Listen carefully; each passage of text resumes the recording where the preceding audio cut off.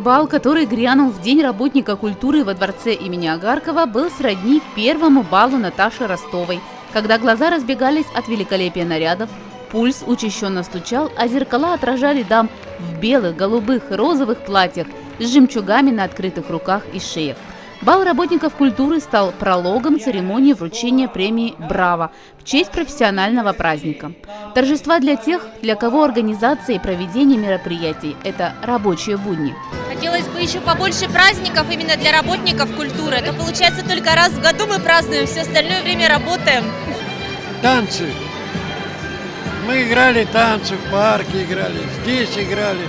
В Новый год играли в 3 местах.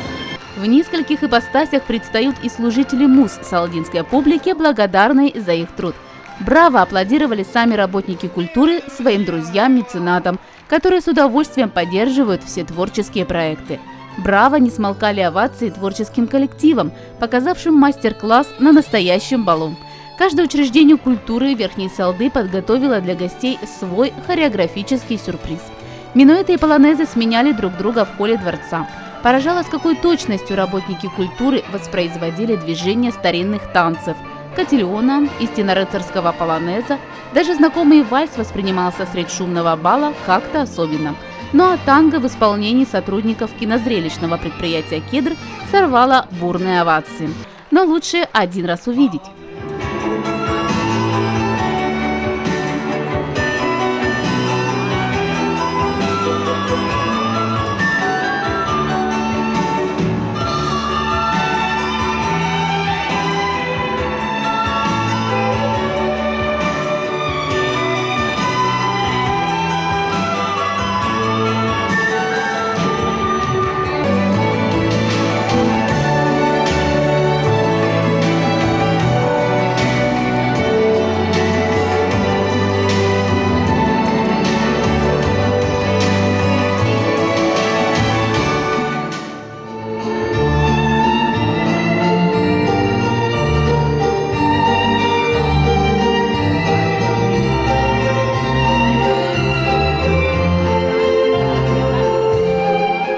День работников культуры в Верхней Салде широко стал отмечаться с 2000 года.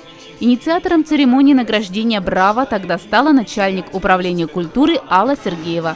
С 2010 года церемонии награждения проводить перестали, но в год культуры, коим объявлен 2014, премию и торжественную церемонию решили возобновить. Да не просто возобновить, а провести бал.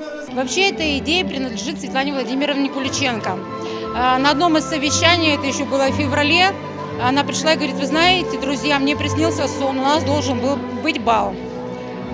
Мы подумали, а почему бы и нет. Началась суета, начались репетиции, все приобрели наряды, бал он должен быть балом. После бала состоялась церемония награждения грамотами Министерства культуры Свердловской области, Думы Верхнесалдинского городского округа, главы администрации. У нас сегодня очень много наград, поскольку 4 года – это большой срок. Министерство культуры Свердловской области подтвердили наши документы, которые были поданы, и на грамоты министра культуры Свердловской области, на благодарственные письма. Кроме того, мы выходили на заседание Думы городского округа. Сегодня тоже мы ждем от депутатов поздравления. Глава администрации будет награждать. Ну и сама церемония. Был тщательный отбор в каждую номинацию. Руководители учреждений отстаивали, защищали каждый своего работника. Но вот тем не менее 13 номинаций, 24 претендента. Сегодня мы всех наградим. На сцену Дворца культуры поднимались люди, сохраняющие культурное наследие, обладающие талантом и мастерством, творческие семьи. Одним словом, все те, кто привносит в жизнь нашего металлургического города особые краски и ноты творчества, вдохновения и просвещения.